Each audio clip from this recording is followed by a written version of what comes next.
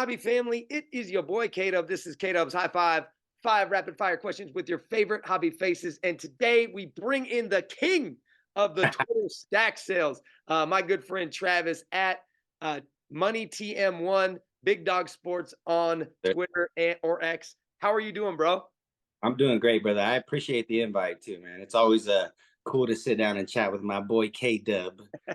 Well, I appreciate you calling me that, but you are my dog on Twitter, man. I tell you, we were just chatting about it, but the For sure. rate at which you work on Twitter is amazing. I'm excited to chat about it. How we're gonna do this is I got 5 questions, all Okay, hobby related. They're coming at you one right after another. Ready to take on perfect. last five? Let's do it, buddy. All right, man. First question, like, give the people a feel of like, how would you feel you describe who you are when it comes to the social media hobby? Like, what's your role in the hobby? Would you feel like? But my hobby or my role in the hobby is to serve the people, right? With these beautiful cards. But I mean, my name's Travis. I run Big Dog Sports on Twitter, on X. Been doing these sales for about 4 years ish now. And yeah, I like to think of myself as someone who gets the people the good cards they want at the best prices possible, right? And has fun while doing it. We got to throw in our giveaways. We got to add all that fun stuff and have fun at it mostly because it's a hobby in the end, and that's what we're trying to do is have fun more than anything. You don't want a hobby where it's feels like work anyway. Yeah, yeah. Oh, no doubt, man, no doubt. So, Money TM1, where does that come from? How did that come into? Because you're Big Dog So, Sports, but how did you come up with that? so Twitter, I used to be mad in Twitter, low key before card Twitter, Okay. and my nickname on Madden, my gamer tag was T Money, always forever. T Money, T Money. So kind of a nickname growing up with my sports friends. On teams, everybody's T Money, back of the softball shirt, whatever it may be. But that's where I got my at, and then it transitioned to cards, and I never changed it. So it's Hmm. kind of where from. I always left it. Some people call me Money, some people Big Dog, some people TJ, Travis. I'm a man of many nicknames. Well, I'm gonna ask how old you are, man, because I feel like you and I came in the same era because it was Yeah, always J Money, T Money, K Money, D Money. So so how I'm old? 30. I'm an 80s baby, 87. Okay, Oh, okay, oh, 84, man. So that makes sense. you was picking on me when I was a sophomore and you was a senior heading out. Oh, absolutely, absolutely. Well, let's talk a little bit about your hobby. When you think about collecting, let's start with collecting for you. Who would you kind of credit as those influences who got you into sports cards? All right, collecting when it comes down to that. So, like I said, this started when I was playing Madden. On there, you play Madden Ultimate Team, where you literally open packs of cards, right? Hmm. That is what got me back into collecting. Obviously, like most kids, we collected cards as kids. Growing up, I probably stopped around early 2000, early high school, late middle school. I would say is when I stopped again. But yeah, definitely hit the ground running whenever COVID hit. I was already buying packs. Everybody was hunting for that retail back then. So I'm buying boxes and ripping, not caring about nothing other than can I pull a Zion? Can I pull this and that? Not thinking about a future in cards, none of that. It Hmm. was just the joy of getting good cards. I was buying off eBay like crazy. I didn't know what a comp was, throwing cards I liked, and that's just how I hit the ground running, I would say. Yeah, yeah. Well, what about like as you talk about kind of building your stack sale reputation, building the stack sale business on Twitter, like who would you say are some of your influences there? Okay, so Twitter Twitter has some OGs, right? And there's three that I think of right off the bat. Dan, DMN Takeover, Yeah. got Nate, Stack City Cards, Okay. and then we got Brick Squad Elite. Okay. Those are guys that the first thing when you say that came to my mind. And Hmm. I credit guys, I mean, they've been doing stack sales longer than almost anyone, if I'm not mistaken. Yeah. Uh, And just real pioneers, real great guys. Nate reached out to me early in my days and gave a lot of advice. Told me I had all the keys, and he liked my moxie or charisma, whatever I brought to it. Literally told me, "Keep it up, you can do this," and he's Hmm. a been I always keep in touch with. Yeah. Those Brick Squad Elite. I mean, name a guy that you want that had crazy sales back in the day, Hmm. or not even too far ago, but Yeah. name a killing it. And I always looked up to him, always reached out to him in DMs. Great guy. Jay is his name. And so those are three that I feel like on Twitter that I got my little inspiration, motivation, whatever. Yeah. No, I mean, absolutely. And when you think about dudes that have been doing it for a while, those guys, I mean, I don't know Brick City Elite. I'm gonna have to look. Bricks, he has the Kenny Powers Oh yeah, yeah. Okay. Yes. squad. He Yeah. No, I people would post his mail days and they're literally bricks and bricks cards. So that's where he got that name for it. But yeah, he did no. a lot definitely, but it worked for him and Yeah. sure. No, and I mean those guys that you mentioned, I mean, are guys that are great for the community as well. Which is And what I obviously can't leave out Ryan's cards, mhm. LLC. I mean, everybody can take a piece of that for sure. You know what he's done and given and promote paved the way Yeah, for good friend as well. Shout out Ryan. for sure, for sure. All right, man. Well, I want to hear a little bit more about you and your collecting. When you think about cards, like, is there a Grail card for you out there that you've always wanted, that you're always chasing, and if you get it, it would never leave your collection? So, what card is that, and why? So my collecting, I collect old Raiders players, Charles Woodson, Tim Brown. I really do not mess with current players. I dabbled in a little Derek Carr and stuff like that, but I like to keep it OGs when it comes to collecting. Woodson, Brown, Rice, Gannon, people like that. And then one person specifically, which is Kobe. That's my guy. The Grail by far to me is 1996 Topps Chrome rookie Kobe Bryant refractor. I don't Yeah. really care if they 10, none of that. Obviously, it would be nice, but just give me that card and yeah, that's a Grail. I don't know if I'll ever obtain it. Like it may be obtainable down the road, but I'm gonna have to work at it because What about that card makes it the Grail? I mean, Kobe's got rookies galore when it comes to '96 products. What about Topps Chrome makes it that the card you want? it's the classic pose. Like his classic Topps rookie pose. Mhm. I feel like that's his most iconic rookie card. I mean, there is like beautiful cards, like we're talking skybox medals, this and that. All that line of stuff is crazy. But that's to me is his just most classic pose. When I think of a Kobe Bryant rookie, well, Topps Chrome is obviously a better version of Topps. Yep. The refractor, let me get saucy. I could have said the gold, I could have said this and that, but I'm gonna keep it basic and realistic and say the refractor. Once again, man, you are speaking my language, and it just tells me that you and I came up at the same time because that Yeah, that class of '96, that's my class. I mean, that is the guys that I rooted for in middle school and high school and watched kind of grow up in their careers. right. Obviously, Kobe being A lot of a huge piece of that. And then later, Kobe became just a huge inspiration to me, kind of dealing what he dealt with his Achilles, and I look to him a lot as far as motivation through that time. So um, definitely. that's a good choice, my friend. I'll take it. Like that, buddy, you know it. I Oh, knew we had a reason, Kyle. all right, man. Well, let's talk about product for you. If you had to choose the box of all boxes for you to rip, any box that you can rip in the history of the hobby, what would you pick and why? That's a very tough question. Like very tough off the top. First thing that comes to mind, 2003 Topps Chrome basketball. Mm, Wade, Melo, LeBron, Chris Bosh, Goats. I mean, just it would be so fun. I've always dreamed about that box. Just lots of chases, lots of black refractors, etc. And I think that's and if price didn't matter. Of course, I could have saved the Kobe rookies and stuff like that, but being honest, that class was nasty, and I always, I think that's the one. And I think when you're talking about a little bit more scarcity, obviously the mid '90s was, we know, overprinted beyond overprinted. You get to 2003, it's a little bit more reduced in the printing.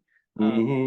And so the amount of which you can pull and what it's going to be valued at is probably going to be a little bit better bang Yeah, for your buck. If you got all the bucks in the world, I don't know that you need bucks, but definite. oh, all right, man. Well, last question for you. I just want you to kind of walk me and walk the people who watch the High Five.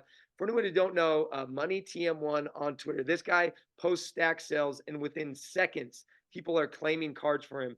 Just kind of walk me through your preparation process when it comes through to stack selling. For people who are watching this, who know you in stack sales and thinking, oh, maybe I'll give it a shot. Like, what's Yeah. the organization process? What is kind of your claiming? How do you go through the claims? And then how do you like make sure that everyone gets the right cards? Just kind of talk me through the stack selling process for you. Okay. I'll start the first process you're going to start is buying, right? You're going to need to get cards for your sales, etc. Whether it be, I mean, I do go to a lot of shows. I would say one every 2 months on average, at least, maybe a little more.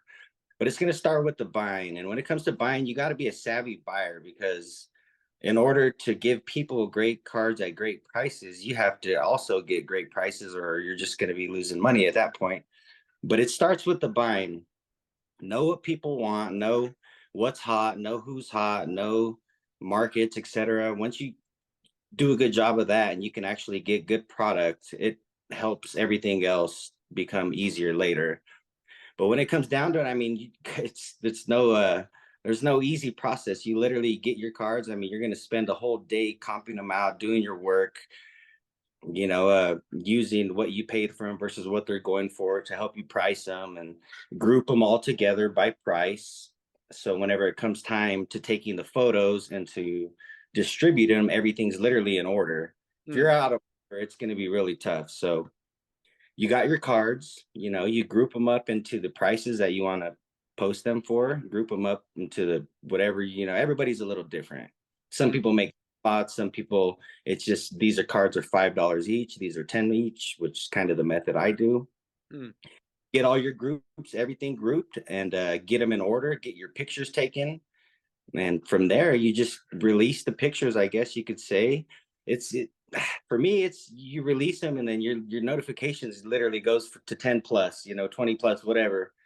So you just go through there, and I mean, sometimes there's some discrepancy on who was first, but go look at whatever device you're using, and literally whoever's first on there claiming that player is theirs. You hit them with the like, you hit them with the yours, whatever you Mm. do. Later, when you come assign, you go through each post.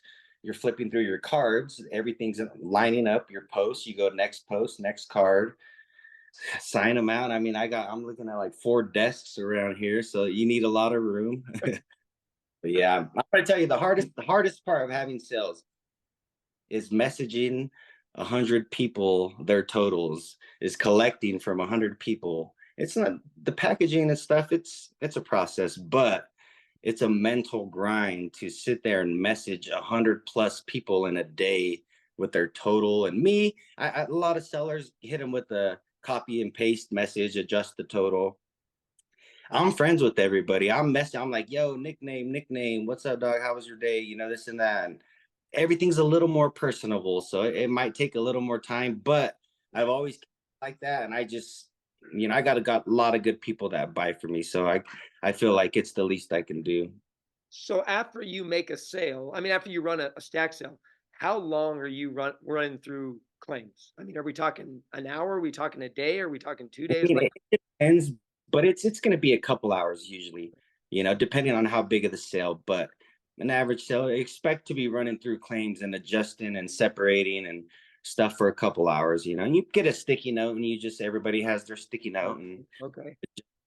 and when I send a invoice out, I also send a pic of the cards with the sticky note so they can add the numbers up and verify as well and stuff like that. Yeah. Yeah, no, I noticed I did a small stack sale last month, and I'd never done that idea of I use note cards. Okay. But the minute someone claims, I write their at, and then I just start writing the cards underneath it. Probably the same thing with you as a sticky note, but it really Mhm. helped me like organize who was getting what cards at the time. And because before I would literally have a notebook and I would just write down who's claiming what, and then you got to go back and you got to reorganize who's claimed. Um, True. but that idea of a sticky note or a note card, I mean, I think it's a great idea. That way you can just start laying out, here's their stuff. So 100%. Sticky notes are your friend. All stack sellers will tell you they are stocked with sticky notes everywhere. I wish an easier way, but I mean, yeah, it is what it is. Some things you cannot shortcut in the stack selling game. So respect to all the stack sellers.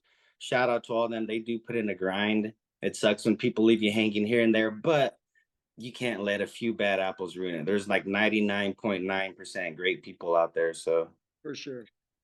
I think in the time I've been on Twitter, I've had one person ghost me on DMs, which I feel pretty fortunate on that. I obviously don't run it to the capacity of you and other stack sellers. But I mean, I think for the most part, you're right. 98 to 99% Problem is the 1%, they get the biggest view count because everyone's trying to, make people aware of that. So, Definitely. hmm, So we need more awareness to these great people, yeah.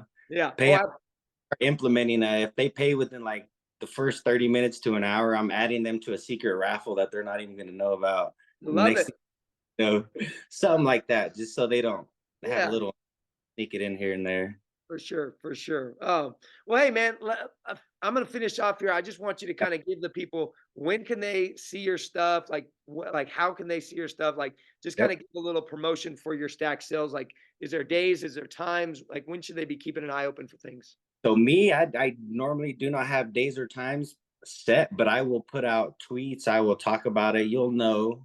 You can find me on Twitter mostly. I do have Instagram, but I rarely use it. Hmm. Twitter at MoneyTM1, Big Dog Sports. You got any questions, anything you ever need, feel free to DM your boy and I will take care of you 100%.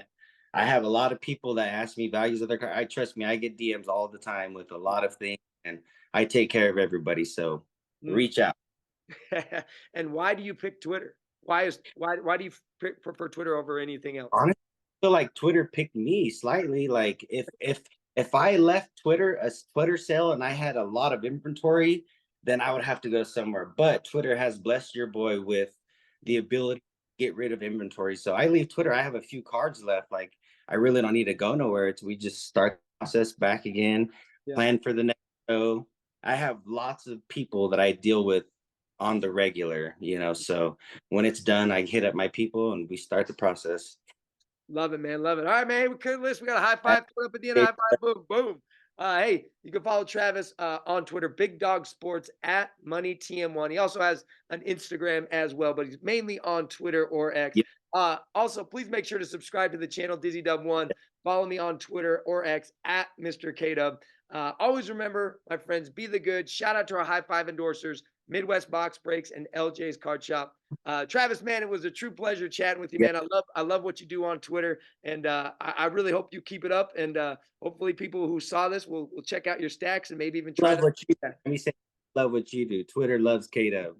Don't ever this is the real star of the show right here, brother. Much love.